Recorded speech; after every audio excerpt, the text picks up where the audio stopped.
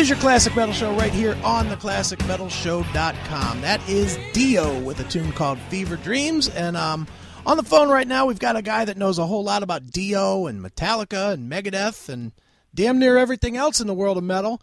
It is the host of That Metal Show, Jim Florentine. Jim, how you doing, man? Good, man. How's it going? What was that Dio song you just played? Fever Dreams off of Magica. Oh, okay, yeah. Yeah, nice.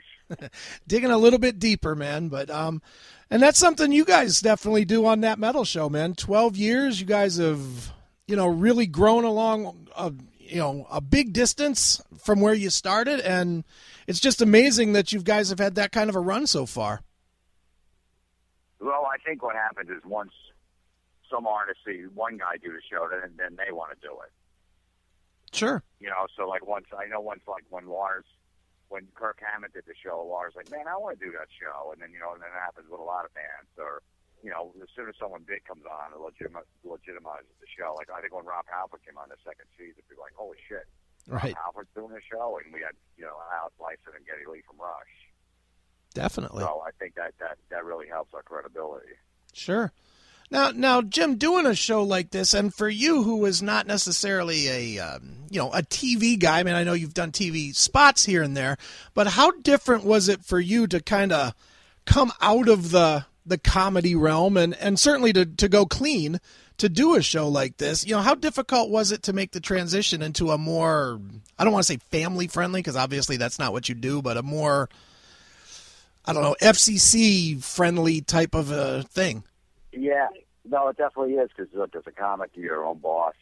You make your own hours. You do, to wear whatever you want to work, and you make your own decisions, basically. And then, when you do a TV show, there's a lot of people involved, and a lot of things got to go. And you just can't go, all right, I want it done this way, I want it done this way.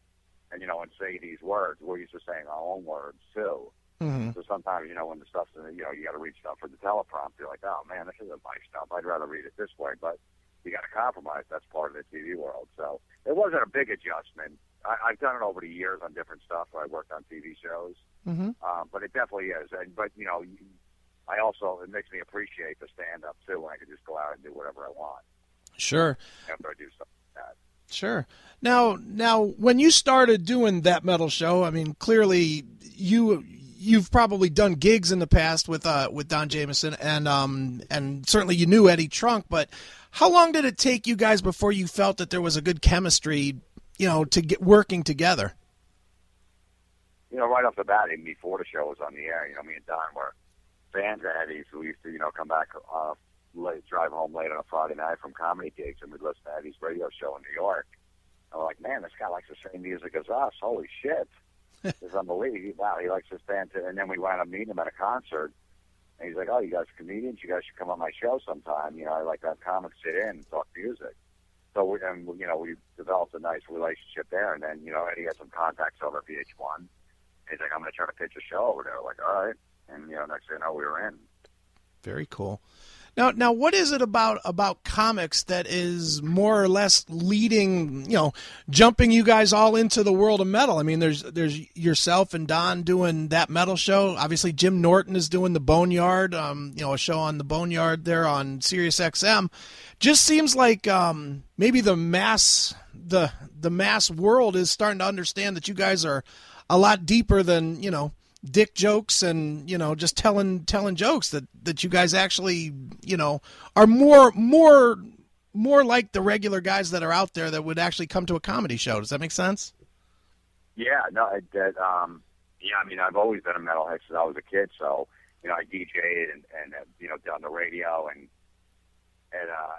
rock clubs and stuff like that. So I've always been, and then I just got into the comedy, but I've always been going to concerts. Me and Jim Norton were roommates too. So, we were always into music and stuff, even though, we were doing comedy. But when we had that opportunity to jump on something, I'm actually starting a show on the Boneyard. Starting today, actually, is my first day. Oh, cool. Every Thursday from 5 to 7, I'm going to be doing a shift, too. Cool. So it's exciting, and that's the stuff we listened to on road trips. That's what got us through those long drives, playing those shitty comedy gigs when we first started. Right. Listening to Sabbath and Priest and all those bands and talking about it and stuff, And then we got the opportunity to actually, get on radio shows or TV shows, talk about metal. There's a lot of guys. Brian Posehn is another big metalhead. Jim Brewer, Craig Gass, Right. You know, there's a bunch of dudes out there, Big Jay Okerson, you know, that big metal guys too, that comics. Very cool. Now, Jim, you're obviously still doing comedy shows as well. With being a lot more known these days from doing that metal show, do you find a lot of people that are, you know, looking for you to talk about metal and stuff on stage versus, you know, doing your comedy routine, or do you find that people? Yeah, you know, it's like I don't get the whole audience is packed with fans of that metal show, so you know, a lot of people are just regular comedy fans that come to see the comedy show. So I talk about it a little, not too much. I don't want to make my whole act about you know, metal. Right. If I'm playing a festival, if I'm playing in front of a metal crowd, like I did this Rock on the Range festival a couple of weeks ago. Sure. Where they had a comedy tent there, and it was a big like hard rock festival in Columbus, Ohio. Right, I was there. And you know, yeah, I did more metal stuff there. I talked more about that stuff. Sure. Definitely. Let's talk about that a little bit, Jim, because I actually was at the show and, you know, saw you several times and in the media tent and everywhere else.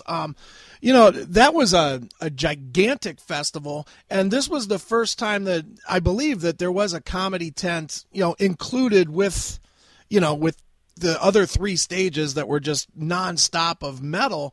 You know, how was the reaction to the comedy, you know, in the tent in your eyes? I mean, it seemed, you know, we poked our head in a couple of times, saw you for a little bit, and it seemed like a lot of people were poking their head in because A, they didn't know what was going on in that tent, and B, they were just hot, you know, and they were trying to get out of the heat a little bit. No, it couldn't have went better because I've noticed that with festivals, even like the Metallica Orion Fest last year that I did, that people want to take a break from the music sometimes, so they want to go see some comedy. So people were sitting in that tent, you know, early, you know, 2 hours before the show started, just going, you know, I'm going to chill, because they had the schedule, you know, of all the bands when they were going on. So people, you know, I went on both days. I did 2 sets on Saturday and Sunday. So people go, all right, I'll see Jim on Saturday because I really want to see Lamb of God on Sunday, and they're on at the same time. Right. Or vice versa. I'll go, I don't know who, I think Bush was on when I was on Saturday. Some people want to see them. Go, I'll go Sunday then. So it worked out for them. People actually went there to actually see the comedy. It might have been because they were hot, but the comedy tent was packed. You couldn't even move in there. People couldn't even get in, especially the first day. Sure. And the crowds were great. All the comics like, holy shit, this is amazing. It could have been a disaster. Sure. So that probably means that you guys will be back out there next year? Hopefully, yeah. I'm sure they were really psyched that people that ran the whole thing that you know, about the comedy and stuff. So sure. I would love to. I've always wanted to go to that festival. That's cool. Well, Jim, one of the bands that played on Rock on the Range was the band Steel Panther, and they're almost like the mishmash of what you do, of your two pieces of your thing, where they do some comedy stuff and they also do metal. You know, what's your impressions of them and what they do? I love them. I think they're great, man. They're, you know, it's just a fun time like it was in the 80s, man. You went to see bands, they were, you know, it was just a good time, fucking chicks, beer, talking about getting laid. I don't know, you know, you miss those days when the 90s came around and grunge and all that stuff.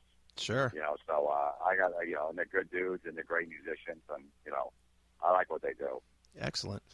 Well, Jim, I've been seeing them for years. Okay. You know, back in L.A. when they played every Monday night, I've been seeing them for 10 years now. Okay, very cool. Well, Jim, obviously the reason you're calling in is to promote season 12 of That Metal Show. What can you tell us about this upcoming season? What can people expect? And, you know, are there surprises for people this year?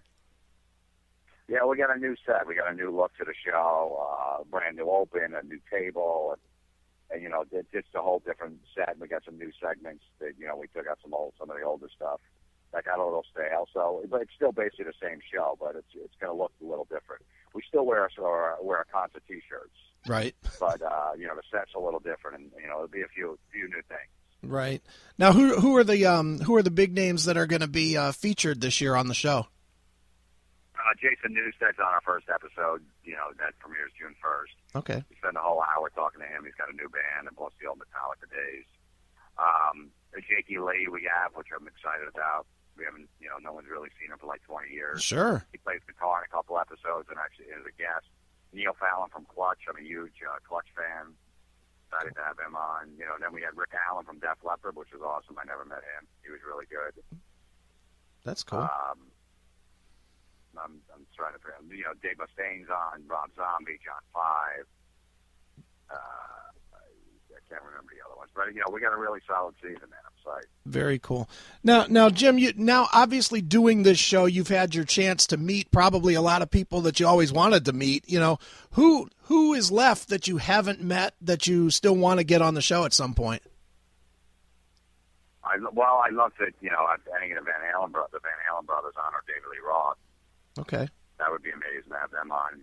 Robert Plant, Jimmy Page, Steven Tyler. Ozzy would be great. Sure. Guys that we haven't had on, James Hetfield. Sure, definitely. Are there any of like the little, like I know for me, there's a lot of times, I mean, it's always fun to interview, I don't know, Rob Halford or Newstead or, guys from these gigantic bands, of our past. But I know for me personally, I get just as excited. Like we had Kenny Aronson on a couple of weeks ago, and one of my favorite albums of all time was that Hagar and Sean, that HSAS record from 25 years ago.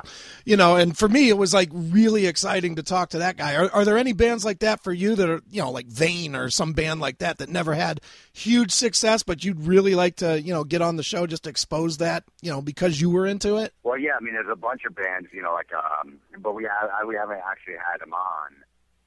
But like Raven would be a band that I loved, the Rods, Rose Tattoo, a huge Rose Tattoo sure. band from Australia. I'd love to have the Angry Anderson in, but, it hasn't happened yet. But, stuff like, we had Graham Bonnet in, which I loved, his Alcatraz records. Right. Alcatraz records he did. So I was super psyched about that. So, yeah, there are definitely some more obscure bands that, I'd love to fly Angry Anderson in and talk Rose Tattoo for an hour. Sure. We've actually had Angry on the show here before, and wow, that guy will talk. If you're going to give him an hour, he'll talk 3. That guy loves to talk. Really? Oh, yeah, he's great. I love him. Me too, man. Big fan. But all right, Jim, well, why don't you tell everybody where they can go online to get the schedule and the list of guests and everything else that they want to find out about that metal show, and about your solo stuff too, your comedy stuff. Yeah, you guys are in Cleveland, aren't you? We are. So I'm playing the Improv in Cleveland June 13th through 16th. Oh, nice. I'll definitely come out for that. I'll be out there, yeah. June 12th, I'm doing a charity show in Cuyahoga Falls, Ohio, at the 20 Stop. Okay. Meet a bunch of local comics from there, so I'm doing that. And then, every Saturday night, VH1 Classic, that metal show, 11 o'clock. New episodes starting June 1st, 8 new episodes. And I guess VH1.com, you can see the stuff. If you don't have VH1 Classic, they post it on Monday morning. Oh, cool. Excellent. Well, Jim, before I let you go, I got to ask you what is known as the traditional classic metal show question. We've literally asked this to every band over the last 8 years, so I'll ask you as well, and I'm sure you have an opinion on this. How has Lemmy from Motorhead influenced your career?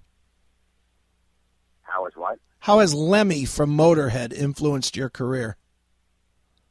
Just that, just that he did it his own way his whole career. He didn't give a shit. He never freaking sold out. He just, hey, I'm going to make a record. We're going on tour. Make a record, go on tour. Here's what we do. This is my life. I love that. Sure. He never, played by the rules. He never freaking, even in the 80s, put some freaking spandex on and put some hairspray in his hair and right. made a poppy record and put a ballad out. None of that shit. Right. I love the guy. I mean, the guy should be in the Rock and Roll Hall of Fame. No disrespect to Keith Richards, but Lemmy is the real deal. Still his bottle of Jack every night. His cigarettes and whatever else he does, and he still puts a kick-ass show on. He's 66 years old. Right. Phenomenal. Definitely, man. All right, Jim. Well, as a tradition on the show, we always let the interviewee pick a song to close out with. What would you like us to close out with, and maybe tell us a story about it or what it means to you? All right. How about Rose Tattoo? All right. Which tune? How about Rock and Roll Outlaw? Okay, cool. That's the first song off their first disc. Great underrated band. People should check them out. But yeah, Rose Tattoo, Rock and Roll Outlaw. All right, well, we'll check it out right now. It is Rose Tattoo right here on your Classic Metal Show.